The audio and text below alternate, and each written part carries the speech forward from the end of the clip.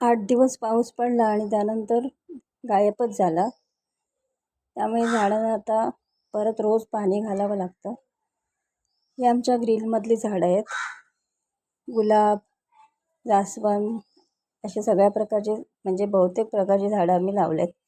गुलमोहरचं झाड आहे आणि इथे आंब्याचं रोप आहे. तर एप्रिलमध्ये आम्ही जो पहिला आंबा खाल्ला होता त्याची बाट रुजत घातली होती. त्याचं आता छान रोप झालं होतं.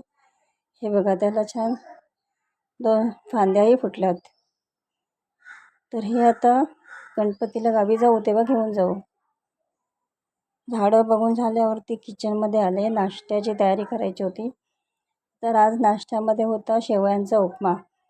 त्यासाठी इथे तुपामध्ये मी शेंगदाणे आणि काजू भाजून घेतले आणि नंतर त्याच तुपात राई, कांदा, मिरची, कढीपत्ता टाकून चांगली फोडणी दिली आणि हिंग टाकला. कांदा चांगला परतल्यावरती त्यात टोमॅटो टाकला आणि भाज्या म्हणजे गाजर, सिमला मिरची आणि हिरवे वाटाणे टाकले. ते चांगले परतवून घेतले. ते परतवून झाल्यावर त्यात शेवया टाकल्या. ते आपण चांगल्या 2 मिनटं परतवून घेतल्या तुपामध्ये. नंतर परतवून झाल्यावरती गरम पाणी टाकलं. पाणी थोडंसंच टाकायचं, नाहीतर उपमा चिवट होतो. थोडंच पाणी टाकलं. जेवढ्या शेवया बुडतील एवढं पाणी टाकायचं. नंतर 1 चमचा मीठ टाकलं आणि मग 2 मिनटं शिजू दिलं. 2 मिनटांनी छान उपमा तयार होता. त्याबरोबर कोथिंबीर आणि जे तळलेले शेंगदाणे आणि काजू होते ते घातले. 1 चमचा तूप घातलं. परत परतवून घेतलं सगळं नीट. छान उपमा तयार होता. चवीला खूप टेस्टी लागत होता. सगळ्या भाज्या असल्यामुळे तो हेल्दीही होता. नंतर दुपारी जेवण झाल्यावरती आम्ही बाहेर गेलो. बाहेरून जे थोडं सामान आणलं होतं ते पटकन डब्यांमध्ये भरून ठेवते, म्हणजे बाहेर काही पसारा राहत नाही.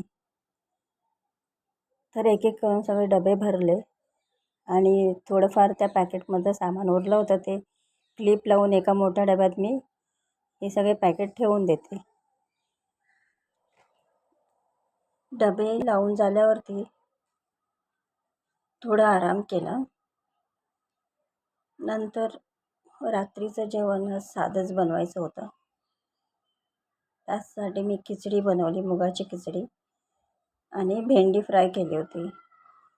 तर भेंडी छान कुरकुरीत झाली होती आणि थोडी भेंडी एअर फ्रायमध्ये केली, तीही छान कुरकुरीत झाली होती. तर आम्ही जेवण करून घेतलं. खिचडी होती, भेंडी फ्राय आणि लोणचं. तर असा आजचा दिवस होता. रात्री जेवण झाल्यावरती सगळ्या भाज्या म्हणजे ज्या धुवायच्या होत्या सगळ्या भाज्या धुत नाही मी, पण नेमक्याच भाज्या ज्या असतात टोमॅटो, लिंबू, आलं असे ते धुवून ठेवते. तर ते सगळं धुवून ठेवलं. हे खाऊची पानं आहेत ही औषधासाठी आणतो आम्ही.